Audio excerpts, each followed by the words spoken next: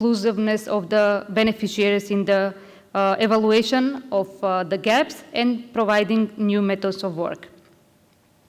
Health equity and non-discrimination with the goal of integration and not separation speaks for itself. But however, I will mention that Roma do not need additional services or facilities, but rather conditions for their involvement in the existing ones.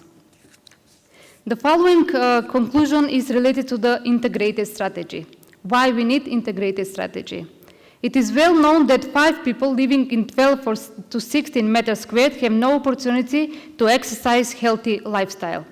Additionally, unemployed persons cannot afford medicine when he or she is ill, or they cannot afford adequate nutrition to keep their immunity according to minimum standards.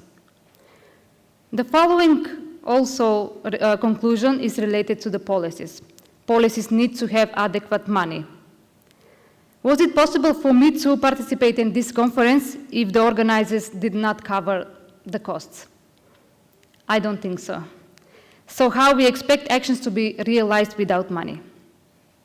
And finally, I strongly believe that a proactive role initiated by the EU in terms of ensuring that national strategies are updated and improved, as well as funds are allocated, will contribute to the implementation of policies and by that contribute to the usage of services by those for whom they are meant.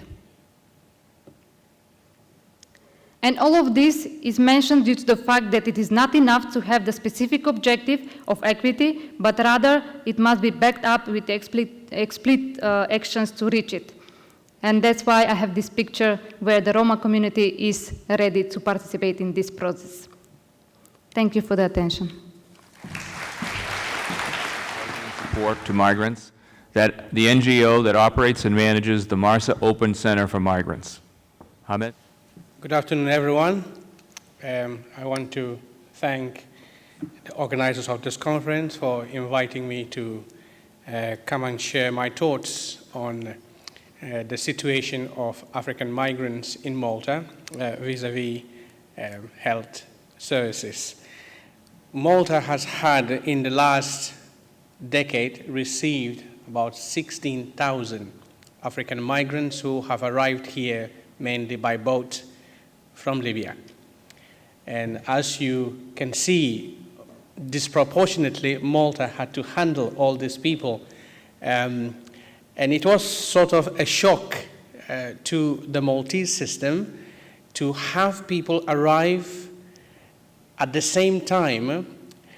Not only are they different, but also they came with different practices and different health needs before they came. Now, most of the people who arrive here from Africa have had to arrive here by boat. So the trip was very traumatic in the first place. Now, in Malta, we have a detention policy where all persons who arrive here by boat are detained for a maximum of up to 18 months. And in detention, one of the things which happens is that people are screened for their medical clearance before they are released into Maltese society. Now, over this decade, there has been a development not only of the law, but also of policy. And as I told you, to have 16,000 people on a small island like Malta with fewer resources, fewer people who understood different cultures, especially African cultures, caused some problems. But the law office, the law had to develop, and our main law here that deals with many of the African people who have arrived here, a majority of them who have arrived here and they sought asylum.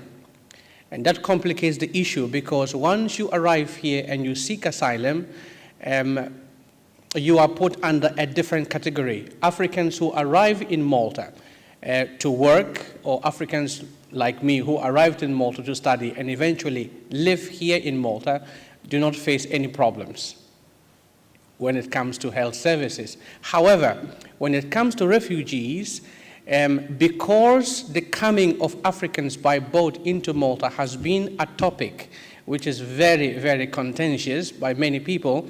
From the very beginning, there has been this confrontation between African migrants who arrive in Malta and the services they receive in Malta. And one of them is health services. So the law is very clear that when people arrive here, asylum seekers are entitled by law to state medical care and services.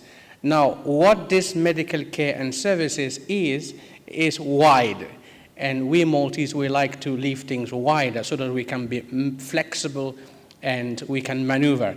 And in a way, this is very good because, as I would explain later, this has helped and this has made Malta unique when it comes to giving health care to refugees and asylum seekers in Europe. So from day one, if you arrive in Malta by boat, you are entitled to medical care, free medical care. And once you are released from detention, and even if your status is rejected and your asylum process does not happen anymore, you still are entitled. So in Malta, as unlike any other European country, most people who live in Malta will go to hospital and they would receive medical care. However, that has begun to change because most migrants in Malta are not stable. 1% of those who arrive here have been found to be eligible for refugee status under the 1951 Convention. And you also find that a majority of people who arrive here are from Somalia. So they have got subsidiary protection and not refugees. And the law, which is the reception of asylum seekers and minimum standards, and also another law which gives protection to people who have got temporary protection in an EU country, which is basically a transposition of the EU reception directive, gives limited medical services to people. So in a way, when people arrive here in Malta, they have access to medical care. No, they have been given or they are entitled to medical care, but usually access to that medical care is very difficult. It's a different story.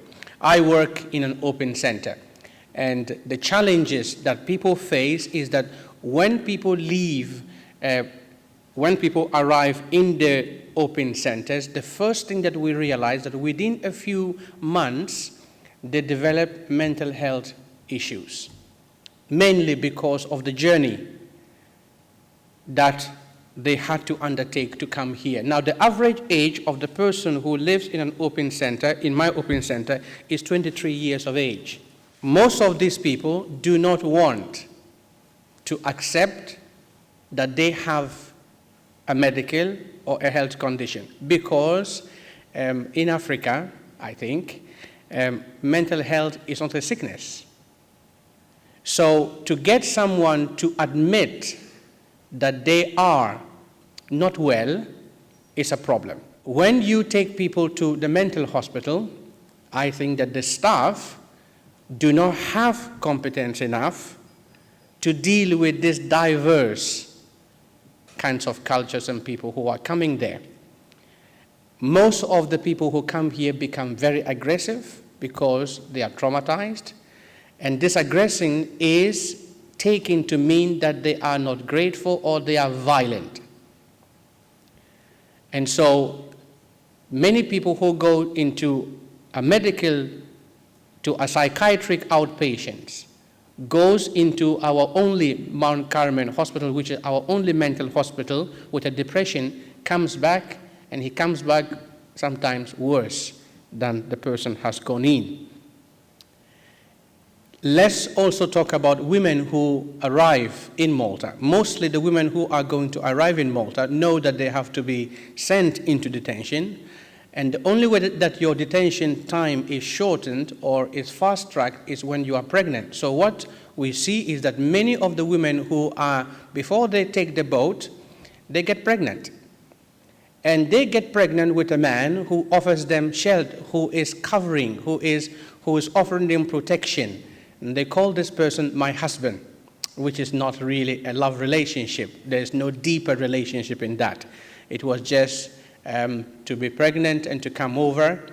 And so when they come, you don't know, or say when they go to hospital, they don't tell the people when I got pregnant. So the complication starts. You're not able to monitor the person. They leave detention, and then they completely lie about themselves and what conditions they face. And that also creates problems, because when most African women go to hospital, I don't know, but this is the story that I have heard from the Open Center, they tell you I am 2 months pregnant, or when they are 4 months pregnant, or that African women who are here, a majority have got cesarean section. So what migrant women say is that the Maltese do not want us to have babies, because there is news in Malta that Africans give birth to kids like rabbits. So they say the Maltese health authorities or doctors want to have African women to have cesarean section so that they can close their wombs not to have children. So they don't actually want to go to hospital to have birth in a hospital, and that also creates problems. In the Open Center also, many people who arrive, they want to work. So they don't want to go to the polyclinic to wait on the line. So what they do is they feign that they are sick. And the ambulance comes and takes them, and very, very soon they get well. And so, although medical care is an entitlement to many people, access to medical care in Malta has been very, very difficult. And that is simply because, in my view, there has been a lack of coherent policy in Malta as regards to the health that is given to migrants. If you ask 10 different offices, they will give you 10 different answers as to what happens when a migrant is sick. And so you have got many people who think this is an entitlement that I have, and other people will say, no, you are not entitled to it. And that also is because in Malta, each department or each department decides about migrants in a different way, and there's sometimes no checking from one department to the other. So the Minister of Health will say one thing, and the police will say another, and the Minister of Home Affairs will say another as well. I think that one of the difficulties to medical care in Malta comes from the cultural barriers that many Africans come here with, as I mentioned before. Many people that I deal with will try to hide their sickness and sometimes go back even to going or sending letters to Africa to send them traditional medicine, which they think that will cure them.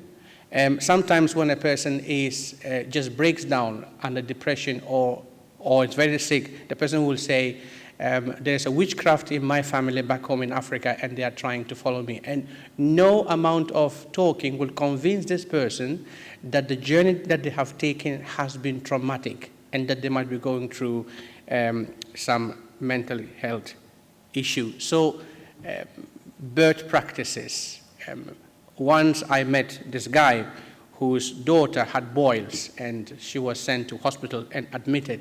And the father literally did not want the baby to go to hospital because he didn't trust the hospital system. And that brings me to public perceptions. When African migrants began to arrive here, and to some extent even now, the debate in Malta has been very, very negative to some extent. And African migrants also did not intend in the first place to come and live in Malta. Most of the African migrants who arrived here were on their way to mainland Europe and they were rescued to Malta. And of course, Malta also being small, the public perception is that Malta is full and cannot accept other people also, because the island cannot cope with more people coming. So you have a public that does not want these African migrants to remain here, and you have the African migrants who do not want to remain here, but are forced to remain here because until they are relocated or resettled in an EU country, they cannot move. And my experience with migrants has been that most of them who live here, if not all, have tried to leave Malta and go to an EU country and have been sent back under Dublin II. And when they come back angry at the Maltese system, and they go into either alcohol abuse, or Somalis, most of them go into chewing of cats, and they just sit down and then do nothing. So medical health in Malta, or say health care in Malta, although it is available, it's very difficult for people to access. Let's say a person comes back and he stays in an open center for 1 year, and he has to leave and live in the community and has got mental health cases. This person does not go anywhere where he can be accommodated. There is no halfway house where an African migrant who has got mental health case will go and stay. So you end up seeing this person living in the community with his friends, living at the periphery of the open centers, and its case becomes worse and worse and worse and worse. Sometimes the person is not in the radar of anyone. I think that it is just because of the way that we have